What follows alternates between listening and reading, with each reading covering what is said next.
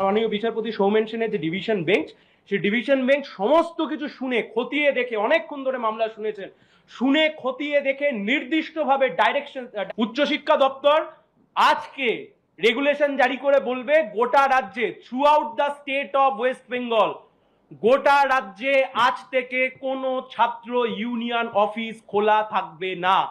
I repeat my words again, আজ থেকে গোটা রাজ্যে কোনো অবৈধ ছাত্র ইউনিয়ন অফিস খোলা থাকবে না।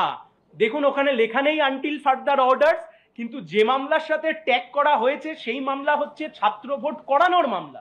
ফলে সেখান থেকে আমরা ধরে নিতে পারি যতদিন না ছাত্র ভোট হচ্ছে ততদিন অব্দি এই নির্দেশিকা জারি। নমস্কার, আপনারা দেখছেন কবির সৌরভের ইউটিউব চ্যানেল। আমি রয়েছি কবির আপনাদের সঙ্গে, এবং আমরা আজকে বেশ কয়েকটি গুরুত্বপূর্ণ বিষয় নিয়ে, যেমন তামান্না খাতুনের পরিবার, ছোট্ট তামান্নার পরিবার আজকে দেখা করেছে আইনি পরামর্শের জন্য বিকাশ রঞ্জন ভট্টাচার্যের সঙ্গে।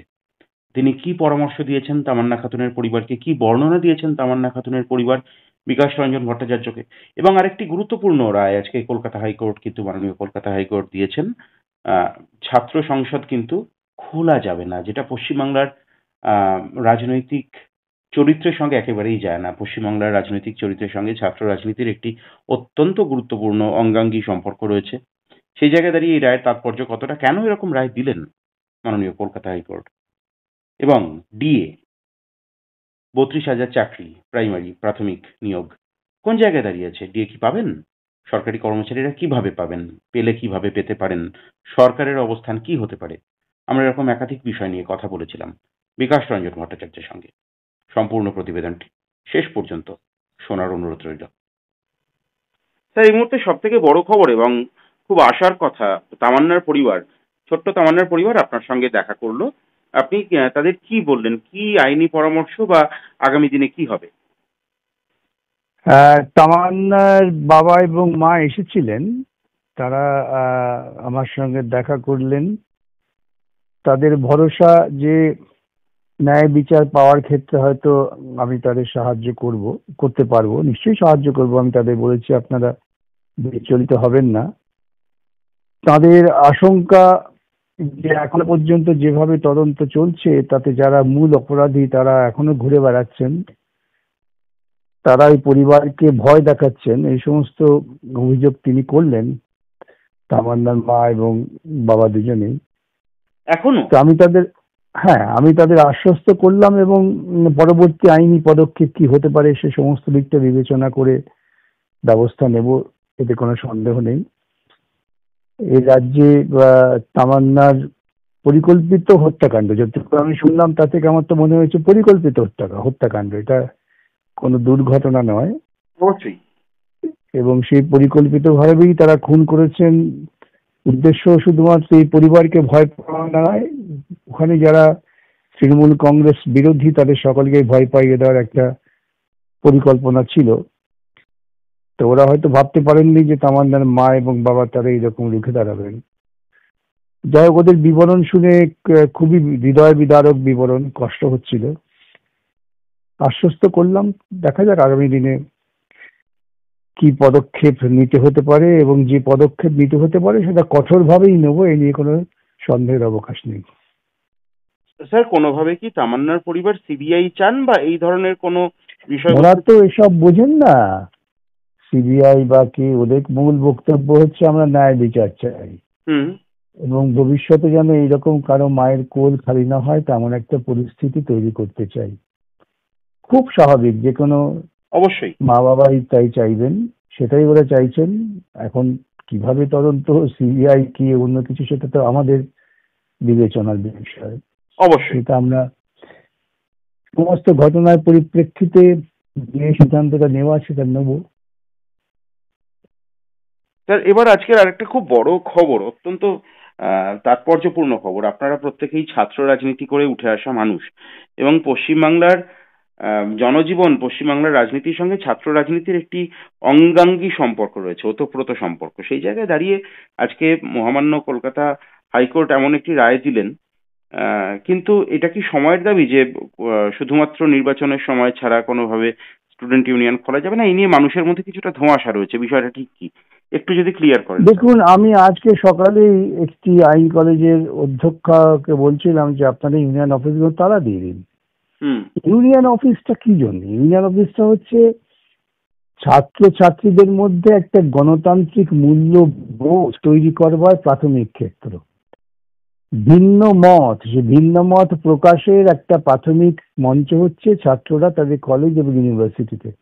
হুম। পৃথিবীর সর্বত্রই দেখবেন এই কলেজ ইউনিভার্সিটির স্তর থেকেই কিন্তু উঠে আসে, একেবারেই। যা সমাজকে এগিয়ে নিয়ে যেতে সাহায্য করে।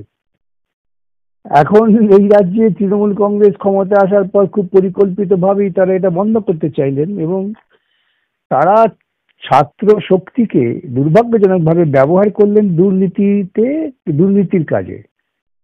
ছাত্র ভর্তির জন্য টাকা তো কল্পনা করা যায় না, পশ্চিমবঙ্গে তাই হয়েছে।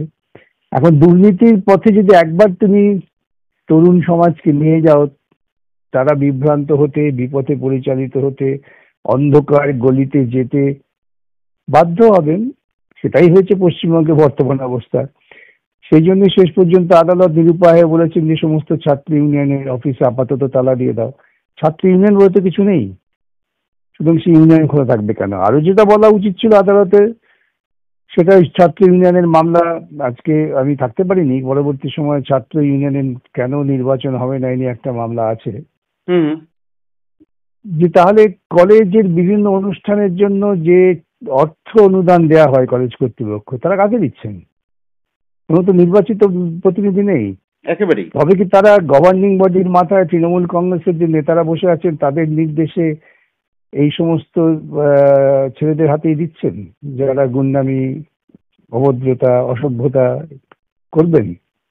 ইতিপূর্বে আমরা দেখেছি আপনার সরস্বতী পুজোকে কেন্দ্র করে যোগেশচন্দ্রী কলেজের একেবারেই কলেজ, একই বাড়িতে দুটি কলেজ, দুটি তৃণমূল কংগ্রেস পরিচালিত, দুটির মাথাতেই তৃণমূল কংগ্রেসের নেতা পরিচালন কমিটির মাথায়, কিন্তু তারা মারামারি করলেন, চূড়ান্ত অস্বস্তিকর পরিস্থিতি তৈরি করলেন সরস্বতী পুজোকে কেন্দ্র করে। এ থেকেই যেটা বোঝা যায় সেটা হচ্ছে যে একটা বন্ধা দশা তৈরি হলে ছাত্রদের বিপথে পরিচালনা করতে শাসক দলের সুবিধা হয়, সেটাই তারা করেছেন। আজকে আদালত এই ঘটনা ঘটার পরে হয়তো বন্ধ করেছেন, তা না হয়তো বন্ধ করতেন না। আরেকটা বিষয় নিয়ে দিনের পর দিন যত দিন এগুচ্ছে আমরা দেখতে পাচ্ছি যে এই ম্যাঙ্গো অর্থাৎ এই মনোজিৎ মিশ্রের একের পর এক ভয়ঙ্কর খলনায়কোচিত কার্যকলাপ সামনে আসছে। এমনকি তার দলের নেত্রীরাও তার লালসার বাইরে নন।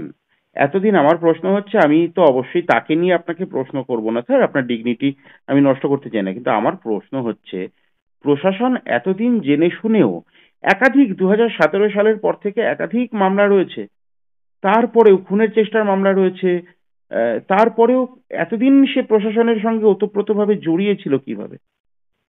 না না না, এটা প্রশাসন দেখুন প্রশ্রয় দেয়। দেখুন আজকে ধরা পড়ে গেছে তাই, কিন্তু প্রশাসনের কাজই হচ্ছে এই সমস্ত পরিকল্পিতভাবে সমাজ বিরোধী তৈরি করা। ছাত্র সমাজ থেকে সমাজ বিরোধী তৈরি করার যে প্রবণতা, সেটা এই রাজ্যের মমতার ভিত্তিক প্রশাসন খুব পরিকল্পিতভাবেই করেছেন। ছাত্র যুব সর্বত্রই এই যে ক্লাবগুলোকে টাকা দেওয়া, পুজোয় টাকা দেওয়া, এর অন্তর্নিহিত অর্থটা কি? অন্তর্নিহিত অর্থ হচ্ছে যে আমরা তোমাদের অনুদান দেবো, তোমরা আমাদের কথা মতো অপকর্মগুলো করবে, এছাড়া তো অন্য কিছু নয়। সুতরাং প্রশাসনের কাছ থেকে আপনি ভিন্ন কিছু আশা করতে পারেন না যখন প্রশাসনের মাথায় একজন এইরকম দুর্নীতিগ্রস্ত বা মানুষ ক্ষমতায় থাকেন। স্যার আমার নির্দিষ্ট দুটো প্রশ্ন। আপনি আজকে নিশ্চয়ই অবগত আছেন, মন্ত্রী, পশ্চিমবঙ্গ সরকারের মন্ত্রী সিদ্দিকুল্লাহ চৌধুরী, তিনি নিজের দলের কর্মীদের হাতেই আক্রান্ত হয়েছেন বলে খবর, এবং তিনি রীতিমতো প্রাণের আশঙ্কাও করেছেন আক্রান্ত হয়ে নিজের দলের কর্মীদের হাতে। আপনি কি বলবেন? এটাই স্বাভাবিক, কেন তৃণমূল দলের তো কোনো আদর্শগত বন্ধন নেই। ওদের মূল শক্তিটাই হচ্ছে প্রশাসনের মাথায় থেকে ক্ষমতাকে ব্যবহার করে দুর্নীতি করো এবং দুর্নীতির মধ্য দিয়ে নিজেকে সমৃদ্ধ করো।